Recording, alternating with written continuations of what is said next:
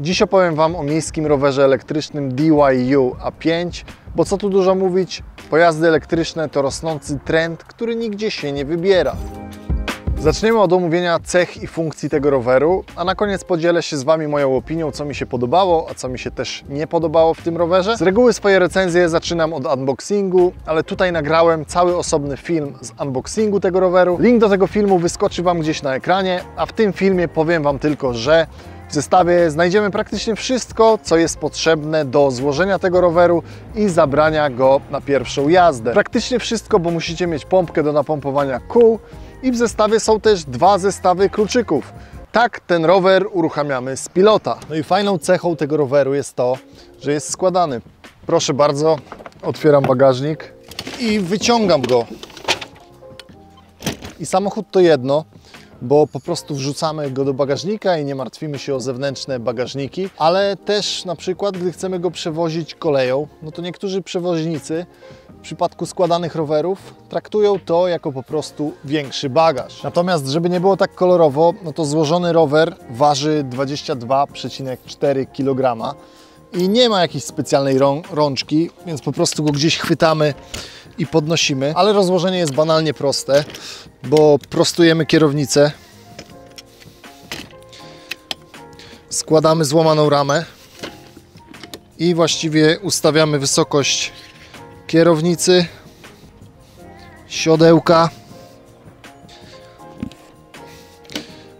i mamy rozłożony rower i trwało to może z 30 sekund. No i jak omówiliśmy sobie proces złożenia, no to przejdźmy do budowy i będę do Was tak przemawiał z pomiędzy siodełka a kierownicy. Ale zanim to zrobię, to chciałbym tylko wspomnieć, że dostałem ten rower na potrzeby testów, a linki do tego roweru znajdziecie w opisie pod tym filmem. Rower jest mały, koła są 14-calowe i dla mnie to jest coś pomiędzy hulajnogą a takim klasycznym rowerem. Taki rower do miasta, żeby sobie podjechać między tramwajem a miejscem pracy i rekomendowany wzrost dla tego roweru jest między 160 a 190 cm, ale prawdę mówiąc, ja mam 1,90 m i czuję, że ten rower jest trochę dla mnie za mały i czuję, że nawet z mniejszym wzrostem niż 160 ten rower będzie się sprawdzał nawet lepiej, bo ja osobiście wyglądam na nim jak cyrkowy szympans na małym rowerku, albo jak ktoś słusznie zauważył w komentarzach, jak z filmu Piła. Co prawda nie uderzam kolanami w kierownicę, ale widać to chociażby po mojej pozycji na rowerze, bo jestem tak delikatnie zgarbiony. Natomiast jeździło mi się całkiem przyjemnie, ale o tym za chwilę. Wracając do budowy, kierownica jest regulowana. Co na niej znajdziemy? Dwie dźwignie hamulców, hamulce są tarczowe, jest przycisk, który wyzwala sygnał dźwiękowy,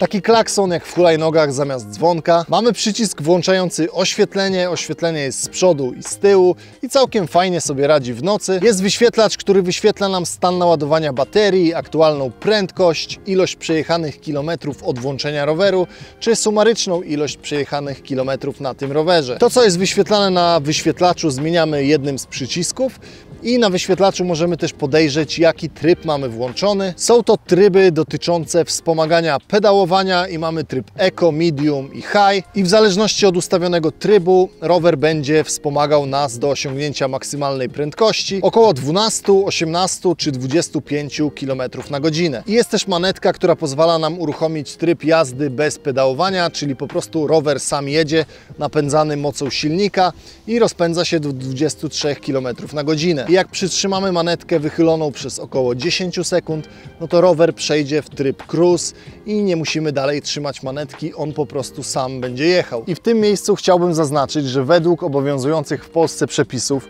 to, że ten rower może sam jechać, jak wychylimy manetkę, sprawia, że nie jest to już rower, a motorower, więc obowiązują go inne zasady. I jakby to delikatnie powiedzieć, jazda po ścieżce rowerowej staje się nielegalna. Jazda po normalnej drodze też jest nielegalna, bo ten pojazd nie ma homologacji. Natomiast w regulację o maksymalnej prędkości 25 km na godzinę ten rower normalnie wpada. I ogólnie polecam zapoznać się z obowiązującymi przepisami przed świadomą decyzją o zakupie tego roweru czy motoroweru. Pogadajmy trochę o silniku. Silnik jest 350 W, 48 V i rusza z miejsca bez konieczności odpychania się. I nie powiedziałbym, że zrywa asfalt, ale powiedzmy, że do takiej miejskiej jazdy będzie wystarczający. Maksymalne wzniesienie dla tego roweru to jest 15 stopni, więc gdy mamy już nawet jakieś średnie górki, no to będziemy musieli wspomagać się pedałowaniem. Całość zasilana jest baterią 7,5 Ah. Baterię można wyjąć po przekręceniu kluczyka. Gdzie mam kluczyk? O!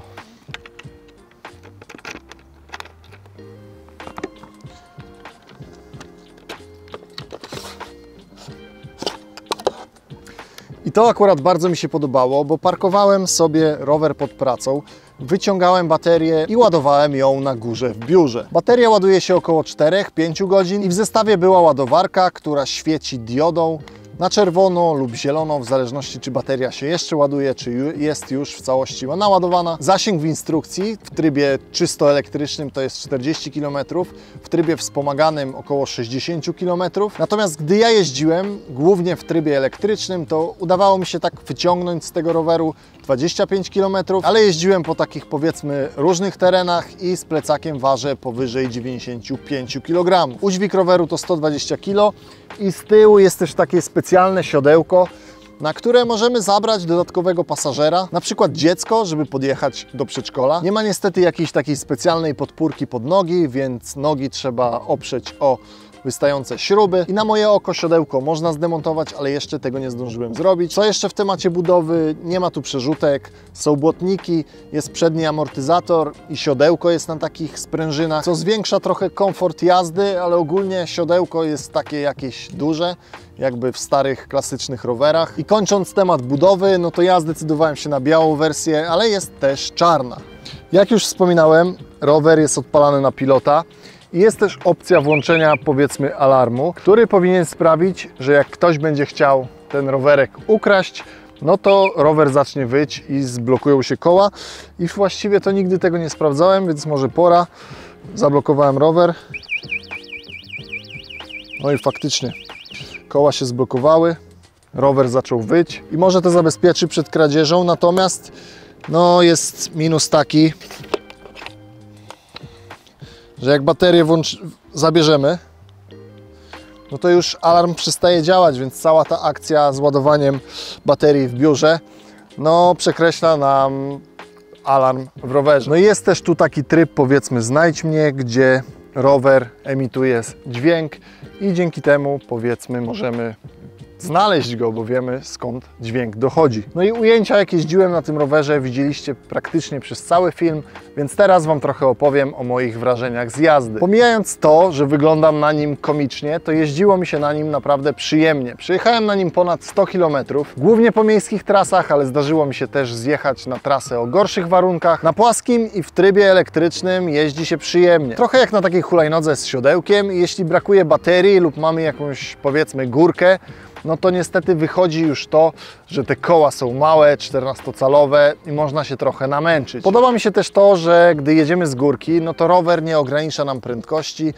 na przykład do 25 km na godzinę, tylko pozwala nam się bardziej napędzić. Napędziłem się na nim chyba maksymalnie do 35 km na godzinę, ale powiem szczerze, że przy takiej prędkości no to już zaczynałem czuć się niepewnie, no bo to jednak są malutkie kółka. Na plus oświetlenie, bo fajnie doświetla drogę w nocy. Na plus też bateria, bo do pracy mam 20 km i mógłbym dojechać spokojnie bez nawet jednego machnięcia nogą. No i podoba mi się, że rower jest składany, więc można go bez problemu wrzucić do bagażnika lub zabrać ze sobą na przygodę kamperem. No i jego wielkość jest jednocześnie jego plusem, ale też minusem, szczególnie dla osób z moim wzrostem. No i przejdźmy płynnie do rzeczy, które mi się nie podobały albo podobały mi się mniej. Moim zdaniem szkoda, że nie można uruchomić roweru bez pilota. Ja to chciałbym mieć gdzieś na rowerze guzik, żeby czasem nie musieć szukać po kieszeniach tych kluczyków. No i przy każdym uruchomieniu z pilota rower wydaje z siebie taki głośny dźwięk, więc nie da się go uruchomić bez zwracania na siebie uwagi innych osób. Szkoda, że te 3 tryby jazdy wpływają tylko na prędkość roweru w trybie z pedałowaniem, a nie w takim czystym elektrycznym, bo w jakimś mocno zatłoczonym miejscu chciałbym mieć możliwość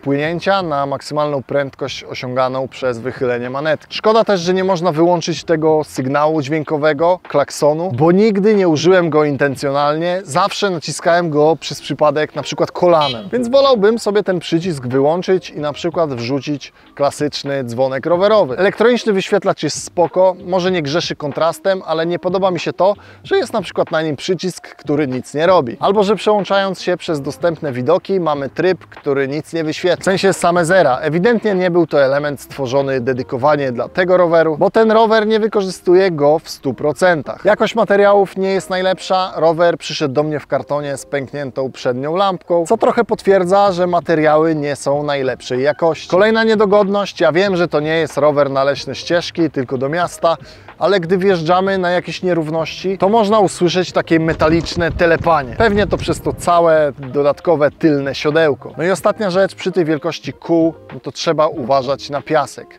Ja gdy wjeżdżałem w jakiś piasek, no to automatycznie koło mi się blokowało, a nawet gdy przejeżdżałem przez, powiedzmy, piasek rozsypany po chodniku, no to czułem się niepewnie i wtedy wypada zwolnić. Nawet zresztą jest taka wskazówka w instrukcji. No i to właściwie tyle. Rower w dniu nagrywania tego filmu kosztuje w okolicach 600 euro. I z jednej strony mam poczucie, że taki mały rower nie jest dla każdego, ale z drugiej strony czuję, że wiele osób będzie zadowolona poruszając się takim środkiem transportu. Widzimy się w kolejnym filmie. Trzymajcie się. Cześć!